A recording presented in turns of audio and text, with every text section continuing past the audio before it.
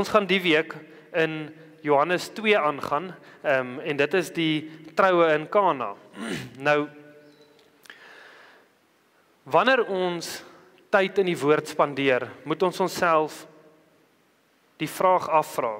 Ekskuus, ek het iets neergeskryf wat ek vergeet het. Ek het iets beleef die week vir die gemeente, en dit is dat die Here smag na intimiteit met ons individueel en korporatief.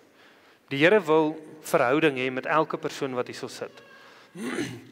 Hy wil elkeen van ons intiem ken. En ek wil hê julle moet regtig moeite doen om by die Here uit te kom. Nie uit godsdienstigheid uit nie, maar uit verhouding uit. Die Here is 'n verhoudingsgod.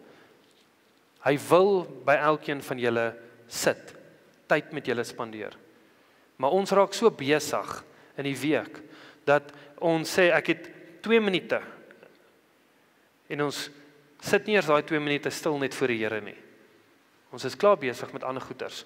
So die Here smag na intimiteit met elke persoon wat hierso sit, en met die liggaam van Christus. Ons moet tyd uitkoop vir die Here.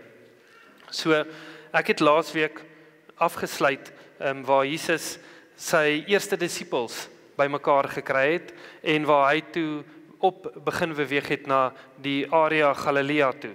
Nou, julle kan net weer daai prent opsit, en die gedeelte wat nou af gaan speel in Johannes 2 vers 1 tot 12, is daar in Kana, wat julle kan sien op die bord. So, Johannes 1 het daaronder by Betabara, oor kan die Jordaan plaasgevind, en dis oor 100 kilos, wat Jesus toe weer al die pad terugstap, Galilea toe, vir 'n troue. Nou, ons gaan kyk na die eerste wonderwerk wat hy gedoen het in Johannes. Dis die eerste wonderwerk wat Johannes van praat, en waar hy voorsien by 'n troue vir die bruid en die bruidegom, voorsien hy iets wat hulle nodig gehad het vir hulle tyd en hulle samelewing. Nou, dan sien ons ook hoe daar mense onwetend deel raak van 'n wonderwerk, wat hulle net gehoorsaam moes wees en tyd spandeer saam met hom. Ek het 'n vraag vir jou vanoggend. Hoekom is jy by die gemeente? Hoekom is jy hier vandag? As dit is omdat jy net graag die boksie wil tik om te sê ek was kerk toe, of is dit dalk want jy wil meer leer van die Here? Of is dit dalk dat jou man of vrou jou hiernatoe getrek het en gesê het, luister, ons moet kom? Of is jy hier omdat jou ma gesê het, of jou pa gesê het, jy moet hier wees? Hoekom is jy hier? Want dit gaan bepaal, hoe ontvang jy die woord vandag? As ons met 'n houding kom om te sê, ek wil net hierdie boksie tik, dan kom ons met die verkeerde uitkyk na die kerk toe. Ek en jy moet onsself vra, as ons hierso sit, wat leer ek van die Here? Wat openbaar die Here vir my van hom, wie hy is vandag? En wat kan ek aan gehoorsaam wees in die woord? Want dit is nie net op toepassing vir vandag nie. Dit is op toepassing van elke keer wat jy tyd met die Here spandeer. Hy wil verhouding hê met jou, en hy wil jou help. Hy wil jou toerus, en hy wil jou leer hoe om 'n lewe te lei wat hom verheerlik. So as jy dalk hierso sit, en jy's hier omdat jy gedwing is, of omdat iemand gesê het, jy moet nou maar kom, of omdat jy sleg voel, wil ek die geleentheid vat, dat ons net ons oë sal sluit, en reg maak met die Here, omdat ons op 'n plek kan kom om te sê, Here, ek is hier vir U. Ek wil leer van U. Ek is nie hier vir die koffie nie. Dis nie die beste koffie in Brits nie. Daar's baie lekkerder koffie. Ek is nie hier vir die mense nie. Alhoewel dit 'n bonus is, ek is hier vir U, en ek wil tyd met U spandeer. So sluit julle oë. Here, baie dankie dat ons net die voorreg het om U te kan loof en prys met vrymoedigheid. Here, dat ons hier kan sit en tyd in U teenwoordigheid spandeer. Here, ek bid vir elke gedagte, dat dit op sy gestoot sal word, en dat ons sal fokus op wie U is. Here, dat ons gehoorsaam sal wees aan dit wat U van ons verwag. En Here, dat ons in 'n blymoedige hart sal hê vir dit wat U vir ons doen. Here, dat ons ewige lewe kan hê. En Here, as U iemand wil ontmoet wat U nog nooit ontmoet het nie, dat hulle harte ontvanklik sal wees en U toe sal laat om inspraak te hê in hulle lewe.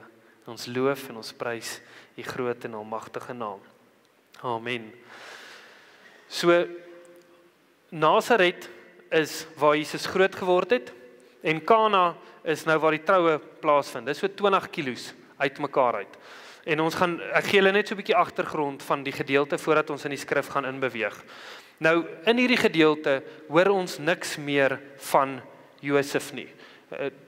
Ons hoor nie meer van Jesus se peetpa. Wat is peetpa? Ek weet nie wat noem aardse vader, Maria se man. Ek weet nie hoe noem mense hom eintlik nie. Maar ons hoor nie baie meer van hom nie. So baie mense vermoed dat hy nie meer gelewe het in daai tyd nie. So ons hoor van Maria baie, maar baie min van Josef, nadat Jesus weer teruggekom het en nadat hulle in die tempel was, hoor ons nie meer baie van Josef nie.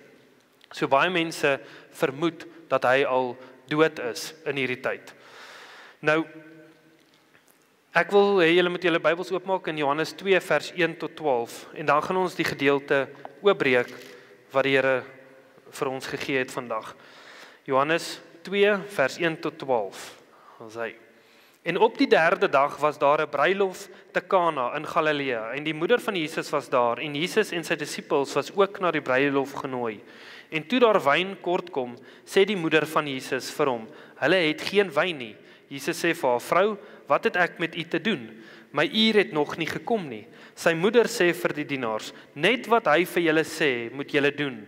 En daar het volgens die reinigingsgebruike van die Jode 6 klipkanne gestaan, wat elkeen 2 of 3 ankers hou. Jesus sê vir hulle: Maak die kanne vol water, en hulle het hulle tot bo toe vol gemaak. En hy sê aan hulle: Skep nou uit. Nou het ek my plek verloor. Skep nou uit en bring dit vir die hoofdienaar. En hulle het dit gebring.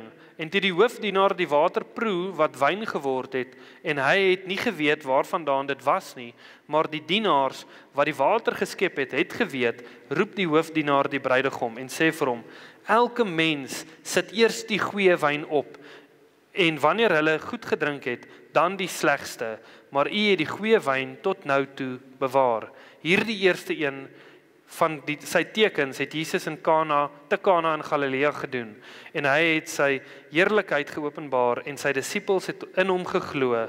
Daarna het hy na Kapernaum afgegaan en hy en sy moeder en sy disippels en sy broers, en hulle het daar nie baie dae gebly nie. So hierdie is 'n gedeelte wat ek glo julle al van gehoor het, 'n gedeelte wat al oor bedien is meer as een keer, 'n gedeelte wat baie mense al gebruik het om uit te bedien. En dit was vir my nie 'n uitdaging nie, maar 'n vraag wat ek die Here vra: Here, wat wil u vir die gemeente wys uit hierdie gedeelte uit? Want daar is so baie simboliek wat ons in kan beweeg. As ons gaan kyk na dit wat hy alles gedoen het, kan ons onsself ure daarmee besig hou. Maar die grootste ding wat ek wil hê ons moet wegvat as gemeente is toepassing.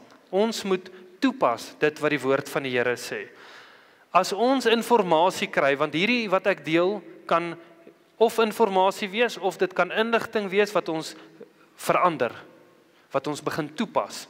Inligting sonder transformasie gaan vir ons op 'n plek kry waar ons hoogmoedig gaan raak. Ons moet nooit op 'n plek kom wat ons hoogmoedig raak nie.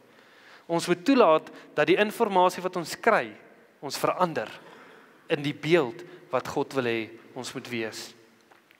So die eerste vers 1 en 2 sê hy: En op die 3de dag was daar 'n bruilof te Kana in Galilea, en die moeder van Jesus was daar, en Jesus en sy disippels was ook na die bruilof genooi. So hy sê op die 3de dag. Nou dis nie ons 3de dag soos Maandag, Dinsdag of Woensdag nie. As ons gaan kyk die gedeelte van hoofstuk 1, sê hy daar was 'n dag en toe was daar die volgende dag, en hy gaan so aan. So ons is nou al die 3de dag, praat hy van die laaste dag wat hy van gepraat het in hoofstuk 1. Okay. So ons is so 5 dae, 6 dae al aan van waar die Johannes 1 begin het, toe Johannes die Doper hom ontmoet het. So dit het 2 dae gevat vir hulle om van Betabara na Kana te gaan, of Nasaret en dan na Kana te vat. Dit het hulle 2 dae gevat om daai reis te voltooi. Nou, wat vir my interessant was, die gedeelte sê, Jesus en sy disippels is genooi. Okay. Hier sien ons klaar, dat Jesus begin nie beweeg sonder sy disippels nie. Hy is heeltyd besig om saam met sy disippels te wandel, saam met hulle 'n pad te stap. My vraag aan jou is, laat jy toe dat die Here saam met jou die pad stap? Want dit lyk 'n bietjie anders te nou. Hy's nie hier dat ons hom kan volg soos wat jy 'n mens sal volg nie. So wat gebeur is, ons raak baie maklik gekoppel aan 'n mens en ons fokus op 'n mens wat ons kan volg, want ons hart is om te volg. Ons hart is om iemand na te strewe. Maar ons doen dit dan teenoor mense en nie teenoor God nie. Die ding is, ek en jy is 'n tempel van God. Hy woon binne in ons. En hy moet nou maar net oral te gaan waar jy lus het. In plaas van dat jy vra, Here, waartoe wil U hê moet ek gaan? Ek wil gehoorsaam wees aan dit wat U van my verwag vandag. Nou ons hoef nie die ekstreem te gaan om te sê ek gaan niks doen behalwe as die Here dit vir my sê nie. Ons het daarom 'n gesonde verstand. Jy weet jy moet daarom opstaan en tande borsel en klere aantrek en beweeg. Maar maak ons spasie vir die Here om ons te lei in 'n rigting deur die dag wat jy nie voorbeplan het nie. Of sê ons, nee Here, ek het nie nou tyd vir dit nie.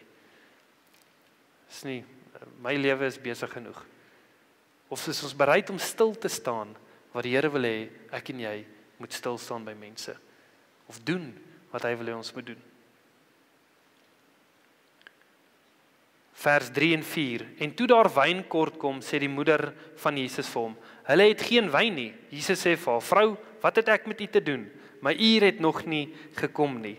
So, dit kom baie kras voor in Afrikaans en in Engels. Die Engels sê woman. Dit kom baie hard voor. Maar Jesus het dit nie hard bedoel teenoor sy ma nie. So dit is meer in die vorm van ma'am of mevrou eintlik gewees.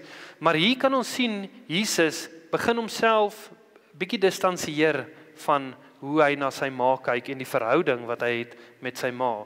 Want hy besef, daar's soveel goeders wat nou begin gebeur het in sy lewe.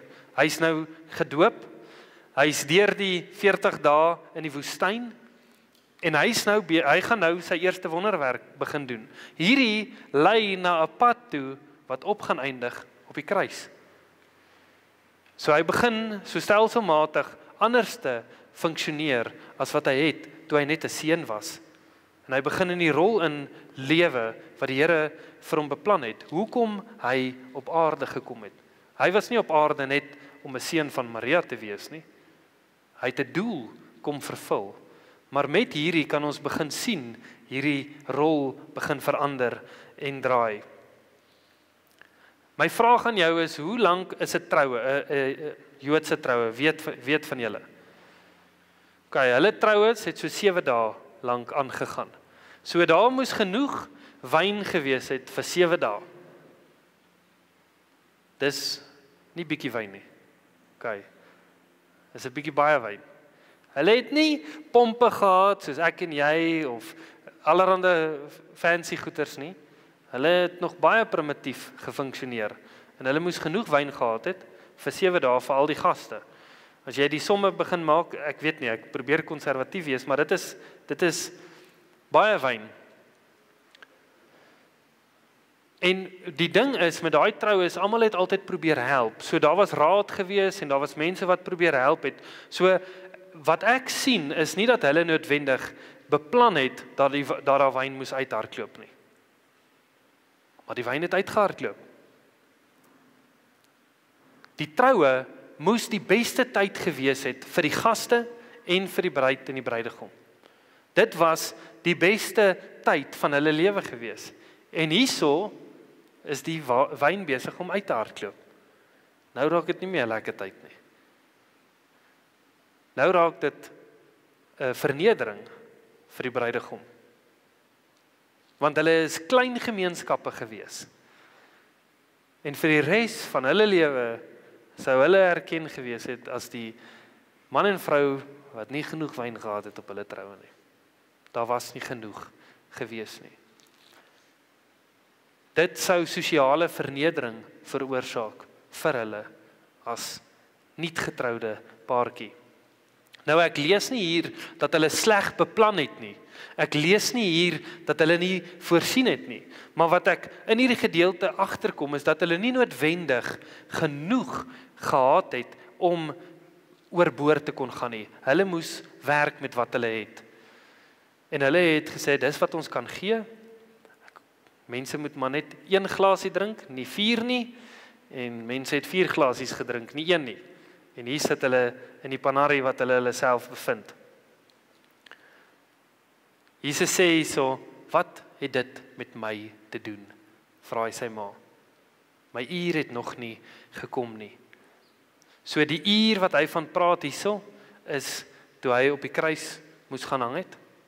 Maar hy vra vir wat het dit met my te doen? En wat vir my interessant was, is na wie het Maria gehardloop toe daar nie wyn was nie? Na Jesus toe.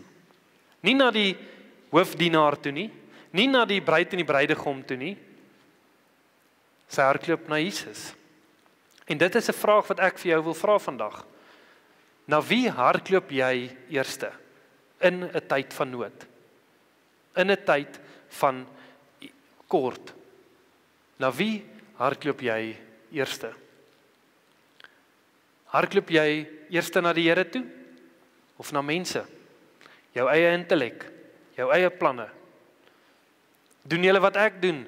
Ek gaan na die Here toe, ek bid en soos wat ek bid is ek klaar besig om 'n plan te maak en amen en ek weet wat ek gaan doen en dit werk nie uit nie. Dan sê ek, maar ek het mos daaroor gebid. Dis die Here se skuld. Of bid ons en vertrou regtig dat die Here die weg gaan maak. Vertrou dat hy wil ingryp in ons situasies. Nie die laaste opsie moet wees nie. Die eerste opsie en die enigste opsie. En dat hy die regte mense sal stuur. Want Jesus het hierdie nie alleen gedoen nie. Maar Maria het eerste na hom gehardloop. Hardloop ek en jy eerste na die Here met ons bekommernisse, met ons uitdagings, met ons versoeke, met ons vrae. Of hardloop ons net om daai boksie te kon tik en sê ek het na die Here toe gegaan, maar hy wou dit nie uitfigure nie, hy vat te lank, ek gaan dit maar doen. Of wag ons op hom?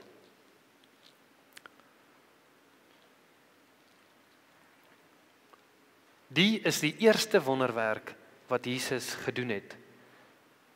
En Maria het presies geweet, daar was nie voor die tyd wonderwerke gewees nie, maar sy het presies geweet na wie om te hardloop, vir dit wat nodig is. Ek en jy moet daai selfde houding hê. Die Here kan baie meer doen as wat ek en jy hom voor vertrou. Ek wil 'n vraag vra aan jou vandag. Wie hierso is 'n ou boet of 'n ou sis? Julle kan julle hande opsteek. Ja. Nou, hoeveel keer moet jy jou familie of jou sissies of jou boeties se probleme uitsorteer? Dit is nie net as hulle jonk is nie. Dit gebeur ook as jy ouer is. Daai verantwoordelikheid laat nooit die eerste geborene nie. Hulle voel altyd hulle moet help. Hulle voel altyd hulle moet dit uitsorteer. Altyd. Maar ek wil vandag vir jou sê, jy het ook 'n ou boet. En dis Jesus. Hy is die eerste geborene. En hy het gesê, kom nou na my Vader wat nou ook julle Vader is. My God wat nou julle God is. So hy nooi ons uit om deel te word van dit. Maar ons wil dit alles self uitfigure. Moenie dit alles self probeer uitfigure nie. Al is jy van 'n jong ouderdom af groot gemaak om te sê ek moet. Laat toe dat die Here oor kan neem in dit. Verder in vers 5 sê hy, sy moeder sê vir die dienaars, net wat hy vir julle sê, moet julle doen. En daar het volgens die reinigingsgebruike van die Jode 6 klipkanne gestaan wat elkeen 2 of 3 ankers hou. Jesus sê vir hulle: "Maak die kanne vol water," en hulle het hul tot bo toe vol gemaak. Wat vir my interessant was, is hy sê: "Wat moet ek hiermee te doen hê?" En sy sê vir hom, sy praat nie eers weer met Jesus nie. Sy sê vir die dienaars: "Doen wat hy vir julle sê." Daai woorde is vir my en jou ook nog op toepassing. Doen wat Jesus sê. Doen ek en jy wat Jesus sê. Want hierdie is die riglyn vir ons lewe. Hierdie is die brief wat God vir ons geskryf het, om 'n riglyn te wees, om hom te leer ken, om ons toe te rus vir alles wat ons, die goeie werke wat hy vir ons beplan het. Maar is ons gehoorsaam aan dit wat hy vir ons sê? Die uitdaging wat ons beleef in die era, as ek dit so kan sê, of die tyd wat ons onsself bevind, daar's nie mense so, ons het nie slawe nie. Ons het dalk mense huishulp wat jou help, maar hulle kan nog steeds hulle goed pak en gaan as jy nie vriendelik met hulle is of reg werk met hulle nie. Hulle kan na enige forum of iemand toe gaan, want jy was nou nie reg met hulle gewees nie. So ons verstaan nie meer hoe dit was vir 'n dienaar nie. So ek en jy verstaan nie wat dit beteken as die Here vir ons sê om dit te doen, dan wil ons dit uitredeneer en regverdig hoekom ons hierdie nie moet doen nie. Ons wil nie gehoorsaam wees aan dit wat hy vir ons sê nie, want dit pas nie in my en jou raamwerk nie. Want ek is mos my eie mens. Ek kan doen wat ek wil. Ons wil nie gehoorsaam wees aan die woord nie. Daar's 'n Engelse gesegde wat sê, "They obeyed without question and to the fullest." In vers 7 sê hy, en hulle het hul tot bo toe vol gemaak. Daai kanne was chock en blok. Tot bo toe vol. As die Here van my en jou ietsie verwag, hoe doen ons dit? Die minimum. Of doen ons soveel as wat ons kan? Hierdie het my so erg laat besef, dat ek op 'n plek kom wat ek sê, Here, ek het my beste gedoen, nou moet U die res doen. En ek glo in daai woorde, maar in my agtergedagte weet ek het nie my beste gedoen nie. Ek wil op die Here staat maak, of ek wil op my talent staat maak, maar ek het nie eintlik my beste gedoen nie. Ons kan daai woorde sê, wanneer ons werklik waar ons beste gedoen het, dat hy die res kan doen. Maar doen ons regtig ons beste, of kruip ons agter die skuil weg van dit was my beste, of die Here kan die res doen, ek het so ver gegaan soos wat ek kan. Ek het nou vir jou 'n vraag, die kleikanne, het julle al ooit uit gaan werk hoeveel water in daai kleikanne pas? So die Afrikaans sê dit is 6 ankers gewees, nou 'n anker, 6 kleikanne gewees, elke kleikan kon 2 tot 3 anker vat, so kom ons sê hulle het hulle tot bo toe vol gemaak, so dis 3 ankers per kleikan. 'n Anker is 10.2 gallon. OK, so 'n gallon is 10.2 gallon, werk dan uit op 46 liter per gallon. So die som is dan dat 1 anker is 139 liter. En daar's 3 ankers in. So daai 6 kleikanne is 834 liter se water wat hulle moes gaan haal. So Jesus verwag nie van hulle iets kleins nie. Daar is nie gou 'n generator wat hulle in die put af kon gooi, of 'n pomp en die generator start en grrr, daar pomp hy lekker gou amper 'n ton water nie, of 1000 liter water nie. Hulle moes daai water gaan haal by 'n put iewerste en 'n dra. Waartoe ook al dit moet gaan. 834 liter se water. Iewerste in daai proses moes hulle seker sê, Here, wat is U mee besig? Hoekom moet ek hierdie doen? Vra die Here, voel ons baie keer so wanneer die Here iets van ons verwag? Hoekom moet ek hierdie doen? Sy wee is bo jou wee. Sy gedagtes is bo jou gedagtes. Wees gehoorsaam. Ek hoor nie dat hulle hierso murmureer nie. Hulle doen wat die Here van hulle verwag om te doen. Hulle weet nie wat is die plan nie. Die voorsiening het afgehang van die gehoorsaamheid van die dienaars. Die voorsiening het afgehang van die gehoorsaamheid van die dienaars. As hulle net gesê het, nee, ek meet, ek kan, hy is so groot, ek meet hom hierso, dan is hy vol, anders kan ek hom nie verder dra nie. Dan is dit al wat daarin sou gewees het. Dis al wat sou verander. As ek en jy gehoorsaam is aan Jesus, is ons regtig gehoorsaam om die beste te doen wat hy van ons verwag, ten volle. Want dan is dit genoeg. Dan het jy jou kant gebring, en dan kan jy vertrou dat die Here die res gaan doen.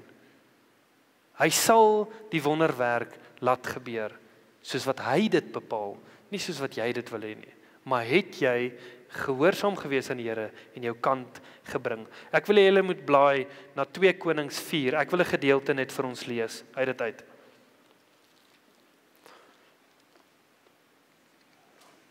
2 Konings 4. Kronieke.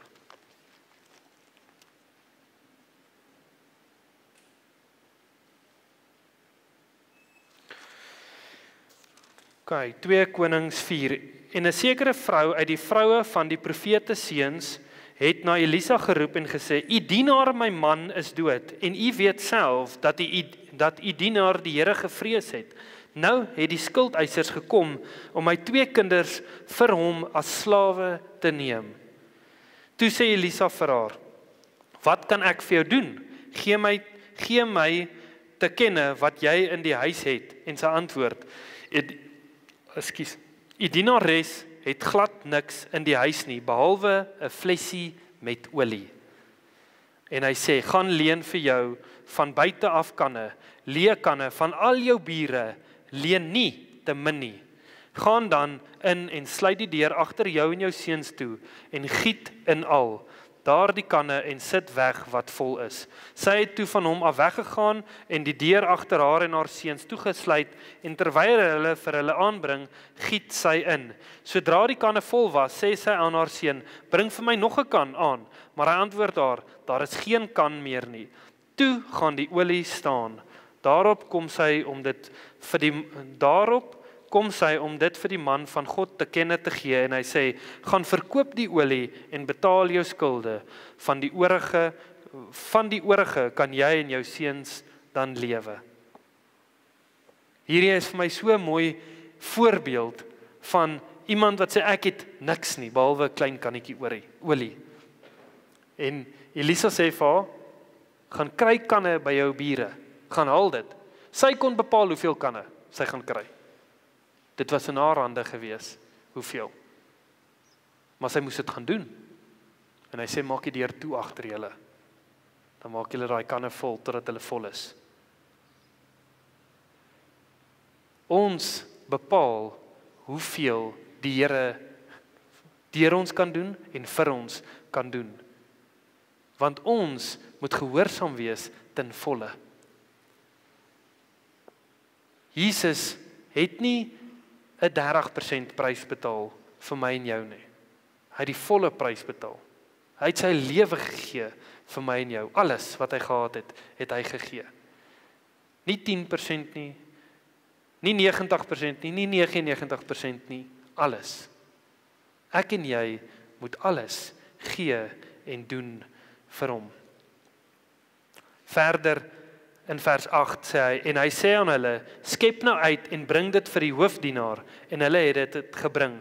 So die Afrikaans sê nou hoofdienaar, en dit laat dit klink asof dit nog een van die dienaars was, maar hy's nou net die hoof van die dienaar, maar dit is die woord vir dit is eintlik the governor of the feast. Okay, die ene wat aan die hoof staan van hierdie hele geleentheid. Dis die ene wat dit alles beplan, wat seker maak alles is reg, en hy is die ene wat die wyn moet proe. Nou, op hierdie oomblik weet niemand dat dit wyn is nie. Dis water. Daai dienskneg word gesê skep en gaan vat dat hy proe. Hoeveel keer gaan ek en jy vir die Here sê, Here, ek kan nie dit doen nie. U verwag nou iets wat belaglik is van my om te doen. Nee, hy verwag gehoorsaamheid. Dis wat hy verwag. Hy verwag nie vir jou om die wonderwerk te doen nie. Hy verwag net gehoorsaamheid van my en jou. Ek wonder wat is daai diensknegt besig om te dink soos wat hy daai water vat na die hoofdienaar toe. Want sy kop gaan 10 op 'n blok wees oor hierdie hele storie. As hierdie nie reg uitdraai nie, is dit hy wat die prys gaan betaal vir hierdie verkeerdloop van alles. Verder in vers 9 sê hy, en toe die hoofdienaar die water proe wat wyn geword het, en hy het nie geweet waarvandaan dit was nie, maar die dienaars wat die water geskep het geweet, roep die hoofdienaar die bruidegom en sê vir hom, elke mens sit eers die goeie wyn op, en wanneer hulle goed gedrink het, dan die slegste, maar u het die goeie wyn tot nou toe bewaar. So, hierso sien ons iemand, of daar's 'n paar mense wat in kennis was van wat gebeur het, hierdie wonderwerk. En dit was die dienaars, die minste, die wat die harde werk moes doen, was besig en in the loop, as ek dit so kan sê. Hulle het geweet wat gebeur het. Die Here wil ons gebruik, elkeen, en hy wil ons deel maak van wat hy mee besig is. Hy het 'n begeerte dat ons moet weet wat hy mee besig is. Maar vir dit moet ons gehoorsaam wees, en ons moet diensbaar wees, en ons moet bruikbaar wees vir hom. Nou, in die Bybelse tyd het iemand nie sommer dronk geword van wyn nie. Daar is gevalle wat hulle dronk geword het van wyn, maar hulle het wyn afgewater. OK, so 1 tot 2. Vir elke 1 glas wyn het hulle 2 water bygegooi. En dit is wat hulle dan gedrink het. So die intensie was nie om so vinnig as moontlik, so dronk as moontlik te geraak het nie. Dit was nie die intensie gewees van die wyn nie. Dit het hulle, as hulle dit nie verdien het nie, is daar geleenthede wat hulle dronk geword het. Maar as iemand eintlik wou dronk word van dit, het hulle eerder medisinale krye gebruik, wat 'n erger effek gehad het as wat hulle sou kry deur die wyn. So hulle het nie wyn gedrink om dronk te raak in dit nie. Maar hierso sien ons dat hy sê vir die wat is sy naam? Die hoofdienaar het na die bruidegom gegaan, En hy sê vir hom, jy los die beste vir laaste. Die beste het hy gelos vir laaste. Dis wat die bruidegom hoor. Ek wonder die bruidegom dink, wat gaan nie aan? Ek het nie eens geweet daar is iets gelos vir laaste nie. Hoe werk hierdie nou? Jesus het daai werk kom doen. En vir my en jou kan elkeen van ons sê dat die beste kom nog. Die beste is nie wat agter ons is nie. Saam met die Here is die beste vir my en jou wat nog voor lê. Maar ons perspektief moet nie net wees vir die tyd wat ons op aarde spandeer nie. Die perspektief moet wees ewigheid. Want dit gaan die beste plek wees waar ek en jy ooit by kan wees, by die Here. Die Here het hierdie 800 plus liter wyn voorsien, nie in die begin van die troue nie. So die beste wyn is wat 10-1 nog oorgebly het ook, na die troue. En hulle kon dit 10-1 vat, en verkoop, of gebruik, vir iets anderste. Maar die Here het meer voorsien, as wat hulle nodig gehad het. Hy gee vir hulle meer as wat hulle nodig het. Maar hier sien ons 'n waarheid van wie God is. En God het die vermoë om elemente te verander. Hy het die vermoë om water in wyn te verander. God is in beheer van natuur. Dis een waarheid wat ons sien in hierdie verhaal, dat God is in beheer van natuur. Toe Moses braakwater soet moes maak, het die Here vir hom 'n boom gewys wat hy moes identifiseer wat hy in die water kon gooi en dit het dit soet gemaak. Dieselfde vir Elisa, toe die fonteine skoongemaak moes word, het hy sout daarin gegooi. Hulle moes altyd iets bysit. Jesus het niks gedoen nie. Hy het gesê, gooi daar water in en gaan gee daai water vir die hoofdienaar. Hy het niks verder met dit gedoen nie. Hy het nie 'n bietjie ietsie bygegooi of so nie. Hy het die vermoë as God om dit onmiddellik te kon verander soos wat hy dit wou doen. Wanneer ons na die Here toe kom, doen hy die werk onmiddellik in ons. Deur geloof weet ons is gered. En dan begin ons lewe in dit. En ons moet altyd aan die geloof vashou wat hy in ons gedoen het. Dit vat geloof om die pad met die Here te stap, maar hy het die transformerende krag om ons te verander van sondige mense na mense wat kinders van God genoem kan word. Dis hy wat daai werk in my en jou doen. Dis nie ek nie. Dis nie jouself nie. Dis net die Here wat dit doen. Verder in vers 11 en 12 sê hy, hierdie eerste een van sy tekens het Jesus te Kana in Galilea gedoen en hy het sy heerlikheid geopenbaar en sy disippels het in hom geglo. Daarna het hy na Kapernaum afgegaan, hy en sy moeder en sy broers en sy disippels en hulle het daar nie baie dae gebly nie. So hierdie wonderwerk gebruik Jesus om sy eerste heerlikheid te openbaar. 'n Wonderwerk by 'n troue waar hy water in wyn verander. Die eerste wonderwerk wat hy doen. My vraag is, wat is die doel van 'n wonderwerk?